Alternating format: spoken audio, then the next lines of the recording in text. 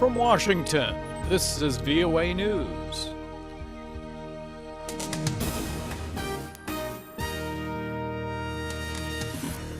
U.S. calls Iran nuclear deal a good first step.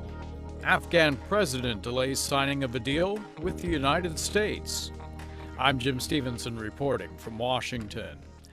Iran's leaders have welcomed a landmark nuclear agreement with world powers, calling it a recognition of Iranian nuclear rights and the beginning of an end to international sanctions.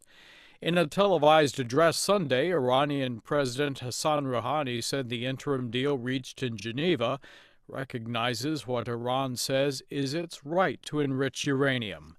Under the deal, Iran must limit its enrichment of uranium and freeze reactor construction. In return for Iran's concessions, the United States and 5 other world powers agreed to ease some international sanctions on Iran's economy. Iran says its enrichment work is for peaceful purposes, but Israel and Western powers fear Iran could enrich its uranium to the high purity needed to develop nuclear weapons. U.S. Secretary of State John Kerry denied Iran's interpretation, saying the document does not say Iran has a right to enrichment, but Secretary Kerry says the nuclear accord with Iran will halt Tehran's march to atomic weapons capacity and provide a window to negotiate a final agreement. Israel denounced the deal, Prime Minister Benjamin Netanyahu calling the agreement an historic mistake, and he says it marks the first time the international community has formally consented to Iran continuing its enrichment. Mr. Netanyahu said Israel is not bound by the deal. Israeli leaders see a nuclear-armed Iran as a threat to their nation's existence because of Iran's frequent calls for Israel's demise. Afghanistan's president is ignoring a recommendation by the country's Grand Assembly, or Loya Jirga, to immediately sign a new bilateral security agreement with the United States. Hamid Karzai says Afghanistan needs more time to ensure the United States is committed to peace.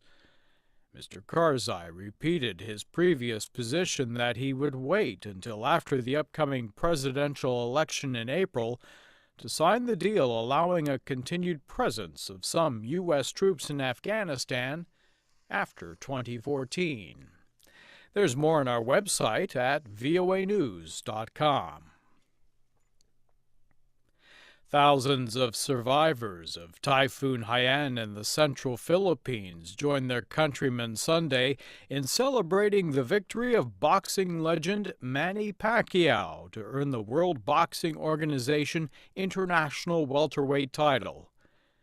Crowds watching giant screens at 4 locations in the ravaged city of Tacloban jumped to their feet and erupted in jubilation as Pacquiao defeated American Brandon Rios in the 12-round bout. Pacquiao dedicated his comeback fight to storm victims and has promised to visit Tacloban, as well as outlying regions where the storm leveled entire villages and killed more than 5,200 people. Mali has held parliamentary elections Sunday amid fears of possible violence by Islamist militants. The polls are meant to advance Mali's return to democracy after soldiers toppled the president last year and al-Qaeda-linked militants took control of the north. The militants were driven from power by French and Malayan troops who guarded polling stations on Sunday, along with United Nations peacekeepers. Tens of thousands of demonstrators gathered in the Ukraine capital, Kiev. They were protesting the government's decision not to sign a landmark trade deal with the European Union. That rally was organized by the country's opposition.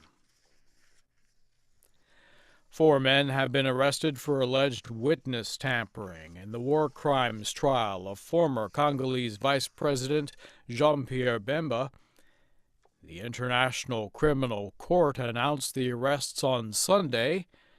It said the suspects bribed witnesses to give false testimony, and it says they presented evidence to the court that they knew to be false or forged. Bemba faces charges of murder, rape, and pillaging for actions of his rebel group allegedly committed in the Central African Republic in the years of 2002 and 2003.